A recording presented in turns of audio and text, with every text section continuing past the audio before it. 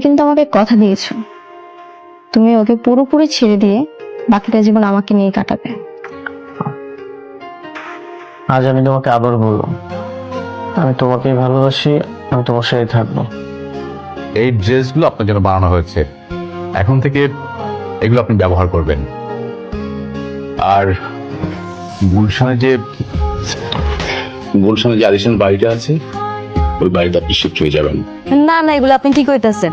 এইসব জামা কাপড় আমি পরতে পারতাম না। আর তাছাড়া আমি আমার আব্বা আম্মার কাছে থাকবো, বসিতে থাকবো, আমি হেরে যামকে। ম্যাডাম, এগুলো সবকিছু আপনার, আপনি হাজার হাজার কোটি টাকার মালিক। কোটিপতিরা কি বসে থাকতে পারে? এটা ঠিক আছে, কিন্তু আমি তো আর ছোটবেলা থেকে এত কুটিপুতি আসছিলাম না, হঠাৎ করে হয়েছি।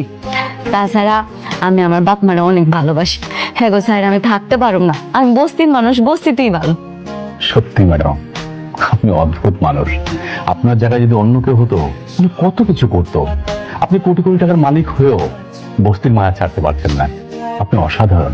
আচ্ছা, আমার না খুব জানার ইচ্ছা, আমি যদি কোটিপতি হই তাহলে তো কোটিপতির ঘরেই বড় হওয়ার কথা, হঠাৎ করে কেমনে হারিয়ে গেলাম বা বস্তিতে চলে গেলাম, কি হইলো?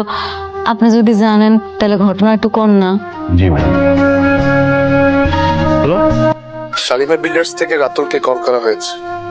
তাদের নিউ প্রজেক্টের দায়িত্ব তারা রাতুলকে দিতে চায়। কি? তুমি কি শিওর? হ্যাঁ, আমি 100% শিওর। কি হয়েছে? মেঘলা রাতুলকে প্রজেক্টটা দিয়ে দিয়েছে। কি? হ্যাঁ, আমি ওকে বারবার বললাম এই প্রজেক্টটা যেন আমাকে দেয়, ও আমাকে দিল না। আজকে ওর সাথে আমার বোঝাপড়া আছে। এরকম চিৎকার চেঁচামেচি করতেছেন কেন? কেন চেঁচামেচি করছো তুমি বুঝতে পারছো না? তুমি কেন আমার ক্ষতি করার চেষ্টা করছো? তুমি কি আমার সাথে প্রতিশোধ দিচ্ছ? প্রতিশোধ? আর আপনার কোম্পানি যারা যোগ্য মনে করছে তারই প্রজেক্ট আছে। আপনি শুধু শুধু চিৎকার করা তো কোনো লাভ নাই। যোগ্য? রাতুলকে তোমার যোগ্য মনে হয়? ও তো একটা বেঈমান। তুমি জানো না ও যে কোম্পানির ওনার, সেই কোম্পানির আসল মালিক হচ্ছে আমি। ও তো আমার সাথে বেঈমানি করে আমার সবকিছু নিয়ে নিয়েছে। ও আচ্ছা, রাতুল বেঈমান।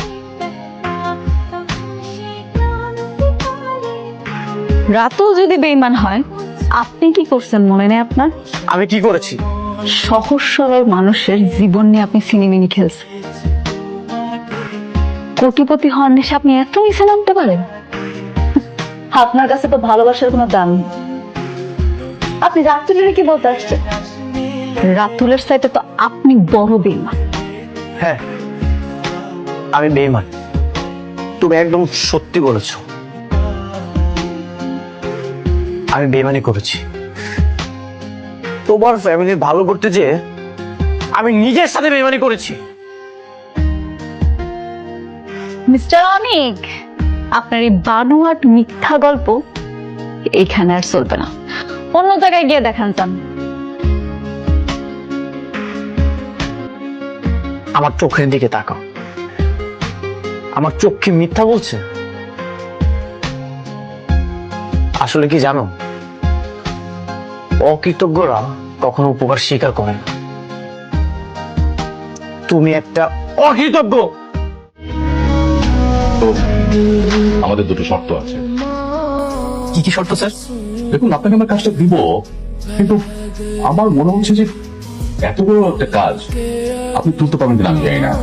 কি বলছেন স্যার? আমি অবশ্যই পাবো স্যার। রাতুল সাহেব, আমাদের 10,000 কোটি টাকার কাজ। এই মুহূর্তে আপনার দরকার মিনিমাম ব্যাংকের 200 কোটি টাকা আমাদের দেখানো। কিন্তু স্যার, ব্যাংকে আমাকে এতগুলো টাকা লোন দিবে? রাতুল সাহেব, আপনি সালিমার গ্রুপ অফ কোম্পানির সালিমা বিল্ডার্স এর কাজ করছেন। এটা যদি কোনো ব্যাংক জানতে পারে, তাহলে সেই ব্যাংক তো লোন দেওয়ার জন্য আপনার বাড়িতে এসে বসে থাকবে। তাহলে তো স্যার অনেক ভালো হয়। স্যার, আমি অবশ্যই চেষ্টা করবো স্যার। Thank you. স্যার, দ্বিতীয় শর্তটা কি স্যার? দ্বিতীয় শর্তটা আমি বলতেছি। শর্তের সঙ্গে আবার এই ফকির নিয়ে জড়িত আছে? দ্বিতীয় শর্তটা বেশি কিছু না, আপনার বাড়িতে আমাকে নিয়ে যাইতে হইব।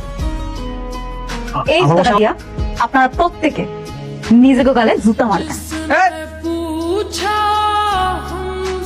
ফকিরের বাচ্চা কি কয়? হ্যাঁ, আরে, জুতাতে হলে আমরা নিজেকে গালে নিজেরা বাড়ি দিব। এই, কি রে? নিজের কি মনে করো প্রেসিডেন্ট? শর্ত তো এটাই, শর্ত মানলে কাজটা পাইবেন আর শর্ত না মানলে কাজটা পাইবেন না, সহজ হিসাব। কি কাজটা কি করবো নাকি চলে যাবো? না না অবশ্যই পুরো মানবে। ভাবি আপনি একটা কাজ করেন, আপনার পায়ে জুতোটা আমার দিন। ভাবি? রাতুল সাহেব, আপনি না আমার ভাবি ডাকতেন না।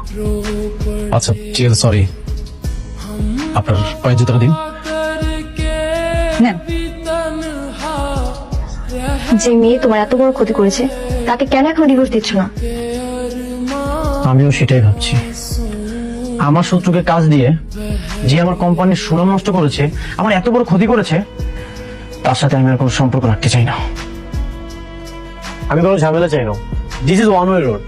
তোমাদের গাড়িটা রং সাইড আছে, তোমার গাড়িটা পিছাও।